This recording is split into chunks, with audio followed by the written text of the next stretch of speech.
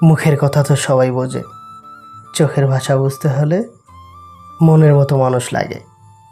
ভাগ্যটাই যখন নিজের বিপরীত, মানুষ তখন কষ্ট দেবে, এটা অত্যন্ত স্বাভাবিক। জীবনটা কেমন যেন পালবিহীন নৌকার মতো, চলে না, আটকে আছে মাছ দরিয়ায়। নদীর একুল ভাঙে ওই কুল গড়ে। নদী কি আর বুঝতে পায়, যার ভিটা যায় সেই বোঝে হায় তার যন্ত্রণা কতটা সীমানা ছাড়ায়।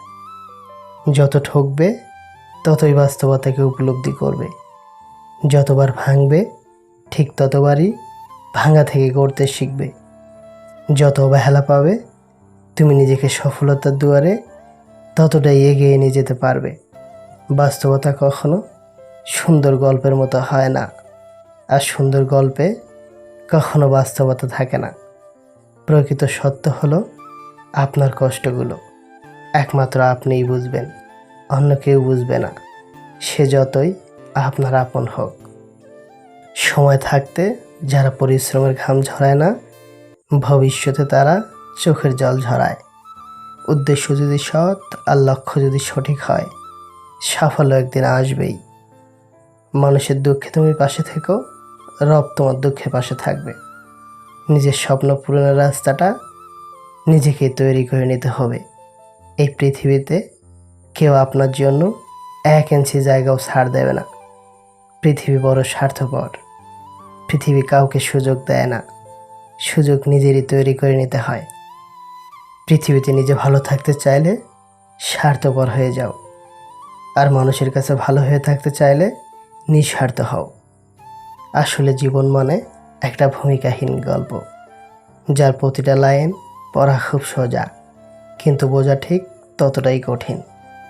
আমাদের জীবনে বলার মতো অনেক মানুষ থাকে, কিন্তু কেউই শুনতে চায় না।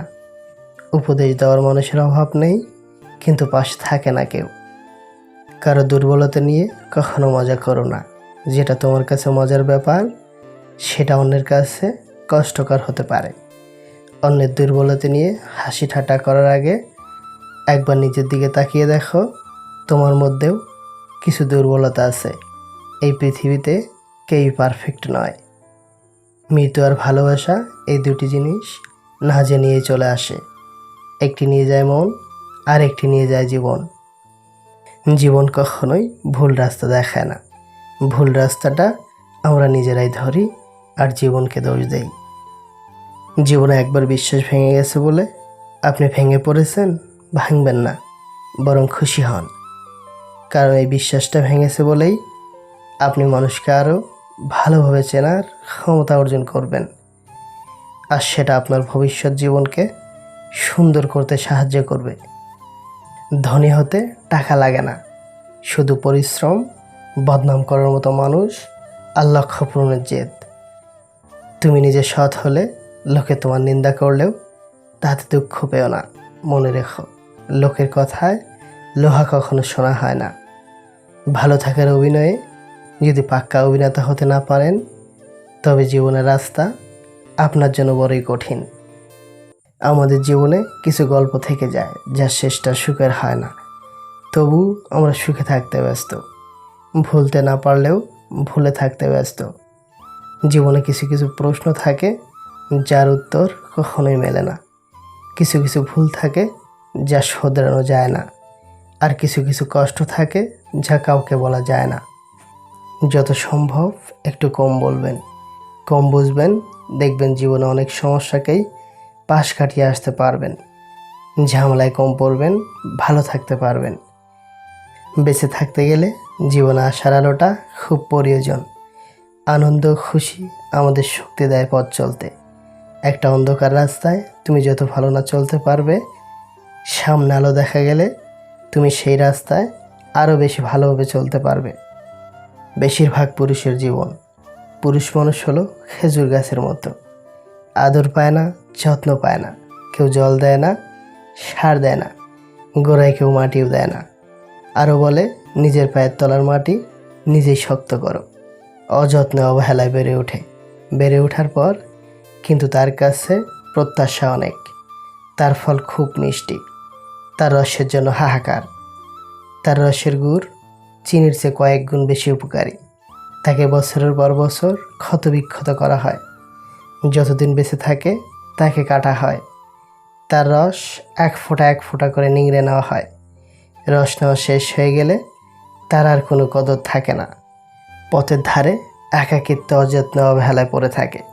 তারপরেও খেজুর গাছ কোনো অভিযোগ করে না, কিছু প্রত্যাশাও করে না, ভালোবাসাও চায় না, শুধু ফল দিয়ে যায় আর মাথা উঁচু করে বেঁচে থাকে নিঃস্বার্থভাবে আপনার পরিবারের পুরুষ মানুষটির মতো।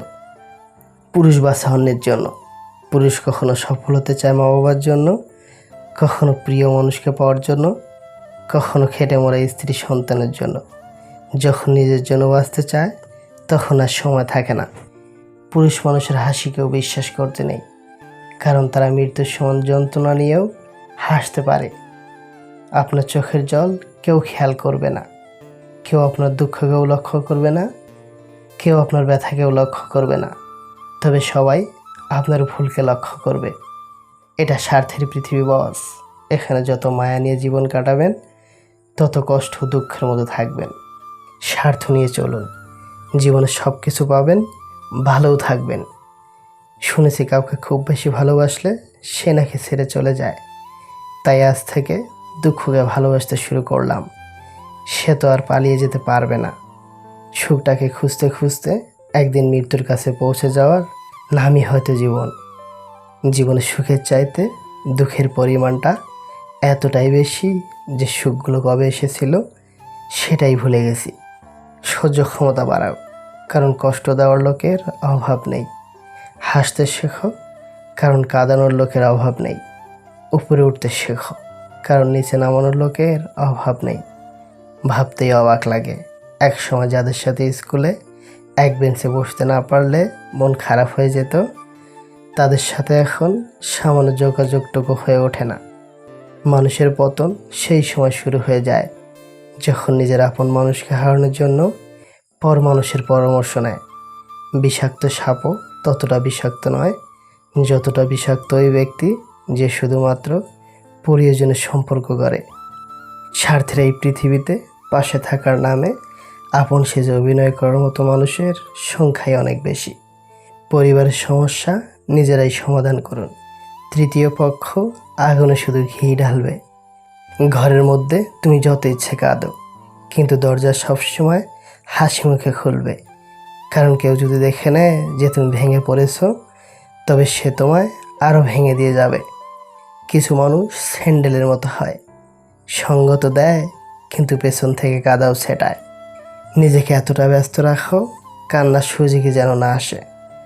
যদিও কখনো ভেঙে পড়ো, ভেবো মা তোমাকে ভালোবাসে। পৃথিবীর সবচেয়ে বড় সুখ কি জানো? মা বাবার আদর।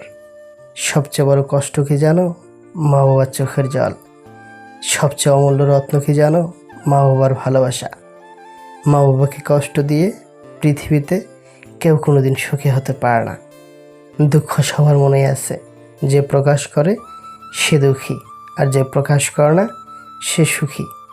ভাই, কিছু হারিয়ে কষ্ট পেও না, রব তোমার ধৈর্যের পরীক্ষা নিয়েছে মাত্র। রাতের পর যেমন দিন আসে, ঠিক তেমন করেই একদিন কষ্টের পর সুখ আসবেই। অতিরিক্ত চিন্তা বাদ দাও, তকদিরে যা আছে তাই হবে। ভালো আছি বলে মুচকি হাসি দাও। বন্ধু, ভিডিওটি ভালো লাগলে প্লিজ একটি লাইক করবেন, কারণ আপনাদের একটি লাইক আমাদের পরবর্তী ভিডিও বানাতে উৎসাহ যোগায়। আর আমাদের চ্যানেলটিকে যদি সাবস্ক্রাইব করা না থাকে তাহলে প্লিজ সাবস্ক্রাইব করে পাশে থাকবেন। আল্লাহ হাফেজ।